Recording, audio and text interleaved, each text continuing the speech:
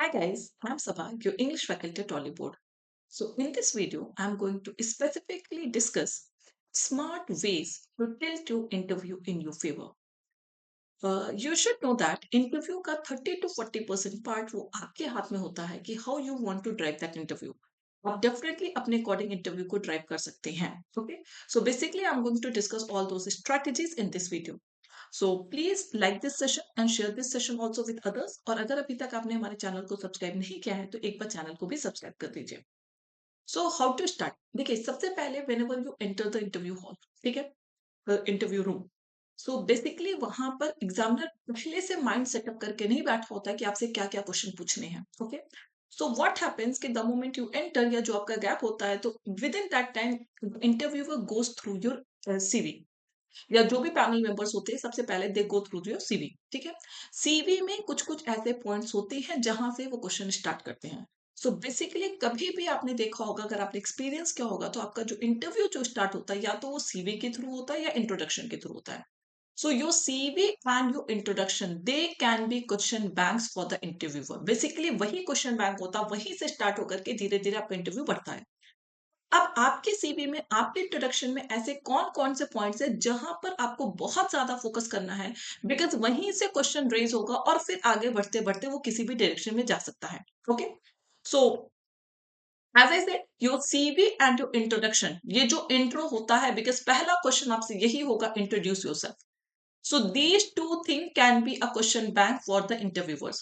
Always make sure that जो बातें आपने सीवी में लिखी हैं वही चीजें आपको इंट्रोडक्शन में भी बताना है, कुछ भी उसमें डिफरेंस नहीं होना चाहिए, whether it is related to hobby or anything. Okay, so make sure that whatever you have mentioned in your CV, the same should be there in your introduction also. Okay, now सबसे पहले introduction में कहाँ कहाँ से बातें start होती हैं.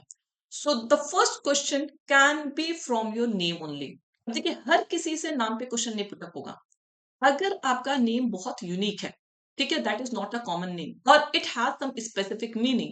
अब जैसे अगर कॉमन नेम है लाइक अभिषेक हो गया, राहुल हो गया, तो इससे कोई क्वेश्चन नहीं पुटअप होगा. But yes, if I talk about my name Saba, so सबसे पहले इंटरव्यूअर का क्वेश्चन यही होगा, what is the meaning of Saba. Generally what I have experienced in my life, तो सबसे पहला क्वेश्चन यही हो जाता है कि what do you mean by Saba. So you should be able to tell the meaning of your name if your name has some specific meaning or it is different, it is unique. Okay. The next is your place of birth. Now this is also, देखिए ये वो points है जो किसी किसी के लिए specifically बहुत हेल्पफुल हो सकता है. Now if your place of birth has some historical importance और अगर वो रिसेंटली किसी न्यूज में रहा है या कुछ भी ऐसे रिलेटेड आपके प्लेस ऑफ बर्थ से हैं, then definitely you should go through that. For example my place of birth is Varanasi, तो यहाँ से क्वेश्चन पुटअप हो सकते हैं, बिकॉज वाराणसी एक हिस्टोरिकल सिटी है, सबसे ओल्डेस्ट सिटी है. So there are so many questions, इतने सारे घाट है, बहुत सारे क्वेश्चंस ऐसे हो सकते हैं जो वाराणसी से पुटअप हो सकते हैं. इन द सेम वे आपको भी अपने प्लेस के बारे में, बर्थ प्लेस के बारे में आपको बताना पता होना चाहिए कि एटलीस्ट जो जो स्पेशल फीचर्स हैं आपके प्लेस के, अगर कुछ ऐसा है तो. ओके, सो बिकॉज अगर वो बहुत कॉमन प्लेस है तो they are not going to ask. Okay, but yes, if your place have some historical importance, उसका कुछ इंपॉर्टेंस है या रिसेंट वो किसी न्यूज वगैरह में है, तो please specifically go through that, because वहां से भी क्वेश्चन पुटअप हो सकते हैं. Then the third is your qualification. देखिए ये बहुत इंपॉर्टेंट रोल प्ले करता है इंट्रोडक्शन में. ये ऑलमोस्ट सबके लिए ही इंपॉर्टेंट रोल है. सबसे पहला क्वेश्चन आ जाता है, जैसे सपोज बीटेक करके गया, तो बीटेक कॉमन हो गया, बट फिर भी बीटेक अभी आपका किसी ऐसे स्ट्रीम से हो, तो जनरली वहां से क्वेश्चन आएगा वाई बैंक. यहीं से क्वेश्चन पुटअप होता वाई बैंक. ओके, जैसे अभी रिसेंट में बताती हूँ, RRB PO this year only, there was a candidate, उसने अपना एक्सपीरियंस बताया था. There was a candidate, he did his BTech in aeronautical engineering. तो वहीं से क्वेश्चन पुट अप हो जाता है, मतलब there only they started smiling. मतलब if a person has done his BTech in aeronautical engineering, then why has he come to bank? तो ये आपके लिए बहुत ही चैलेंजिंग क्वेश्चन होगा. You will have to justify your qualification with this job. आप इसमें सिंपली बोल सकते हैं because bank is open for all. ऐसा नहीं कि बैंक सिर्फ कॉमर्स ग्रेजुएट के लिए ही है, बिकॉज ऐसा कुछ भी स्पेसिफिकली मेंशन नहीं होता. Anyone can apply for banking. Okay, but yes, you should have valid justification for your answer कि you can relate your qualification या जो भी आप अपने स्किल्स वहां पर सीखे उस टाइम पर आप उसको कैसे बैंकिंग से रिलेट कर सकते हैं. how those knowledge is going to help you in banking examination, all these things you will have to relate. Okay, यहाँ पर आप कोई भी उस time if you start thinking कि हाँ क्या बताएं क्या करें, तो it will not work. So be prepared with this question specifically if you have something different qualification जो आपको लगता है कि यहाँ से क्वेश्चन पुटअप हो सकते हैं. इनफैक्ट अगर आप प्लेन बीटेक हैं, या बहुत लोग ऐसे होते हैं जो लोग बीएड वगैरह करके भी बैंकिंग में आ जाते हैं, बहुत सारे ऐसे होंगे आप लोगों में. कॉमर्स ग्रेजुएट से ज्यादा यहाँ पे साइंस ग्रेजुएट होंगे, बीएड वाले होंगे, बीटेक कैंडिडेट्स होंगे. तो please prepare this question very well, because यहाँ से 90% चांसेस आर देयर कि आपसे ये क्वेश्चन पूछा जाएगा. Why bank? Why bank after BTech? Why bank after BEd? Why haven't you joined teaching job? Okay, so all these things. So please be prepared for this question. The next is your gap in education qualification. और देखिए ये सारे answers ऐसे होते हैं जितने अच्छे से, the more confidently you reply to these questions, उतना ही ज्यादा इंप्रेशन आपका क्रिएट होता है एग्जामिनर के माइंड में. ओके बाकी चीजें वो रेपो रेट क्या है, रिवर्स रेपो रेट क्या है, ऑल दीज थिंग्स वो सेकेंडरी होता, वो सब पढ़ के जाते हैं. But basically these are the point जहां पे आपका confidence, how you tackle the question, how you tackle any situation, all these things are basically checked. Okay, now next is your gap in education qualification.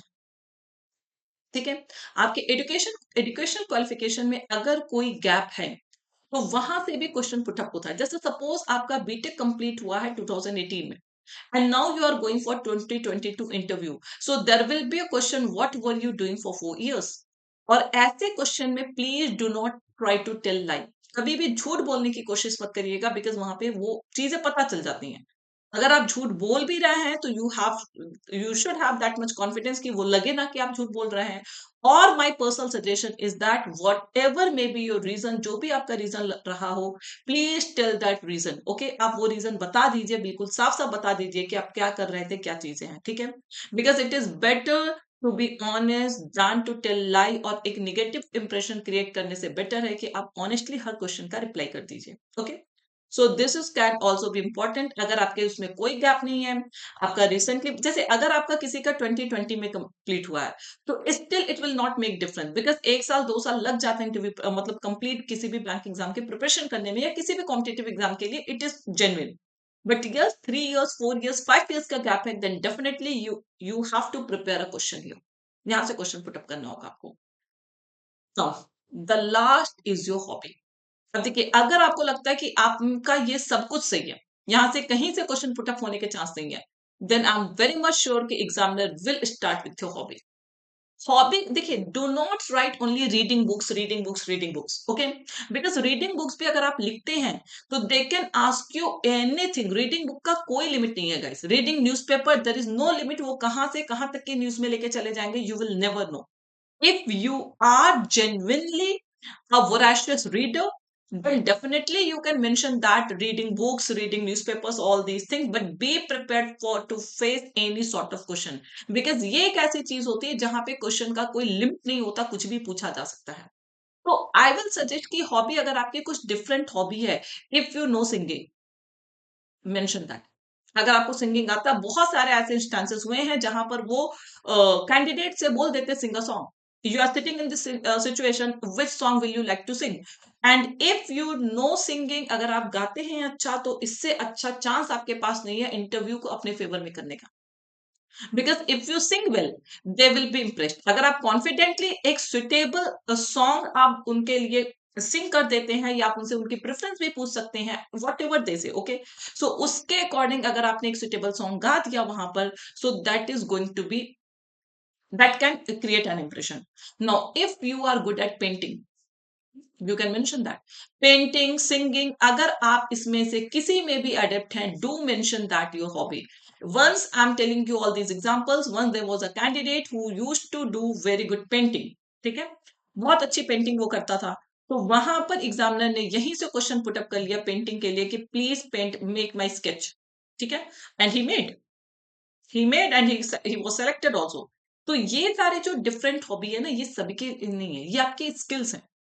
Okay, these are your talent. So please try to utilize this. और अगर इससे related question आ जाता है तो इससे better आपके लिए कुछ नहीं हो सकता है. Now apart from this singing, painting, cooking also you can mention.